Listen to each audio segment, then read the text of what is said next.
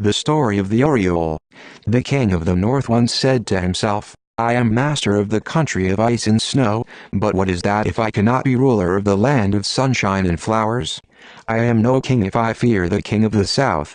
The north wind shall bear my icy breath. Bird and beast shall quiver and tremble with cold. I myself will call in the voice of the thunder, and this ruler of the south, his king of summer, shall yield to my power." The land of the south was ever bright and sunny, but all at once the sky grew dark, and the sun hid himself in fear. Black storm clouds came from the north. An icy wind blew over the mountains. It wrestled with the trees of the southland, and even the oaks could not stand against its power. Their roots were tough and strong, but they had to yield, and the fallen trees lay on the earth and wailed in sorrow as the cruel storm wind and rain beat upon them. The thunder growled in the hollows of the mountains, and in the fearful gloom came the white fire of the forked lightning, flaring through the clouds. "We shall perish," cried the animals of the sunny south. "The arrows of the lightning are aimed at us. O dear ruler of the southland, must we yield to the cruel master of the north?"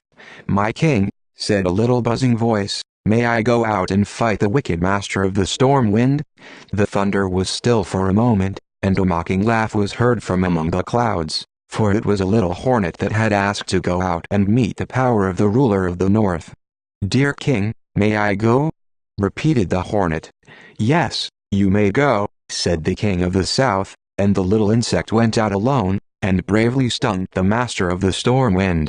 The king of the north struck at him with a war club, but the hornet only flew above his head and stung him again. The hornet was too small to be struck by the arrows of the lightning. He stung again and again, and at last the king of the north went back to his own country, and drove before him the thunder and lightning and rain and the black storm clouds and the icy wind. "Brave little hornet," said the king of the south, "tell me what I can do for you." "You shall have whatever you ask." Then said the little hornet, "My king, on all the earth no one loves me. I do not wish to harm people, but they fear my sting, and they will not let me live beside their homes. Will you make men love me?" "Little hornet," said the king gently, "you shall no longer be a stinging insect feared by men.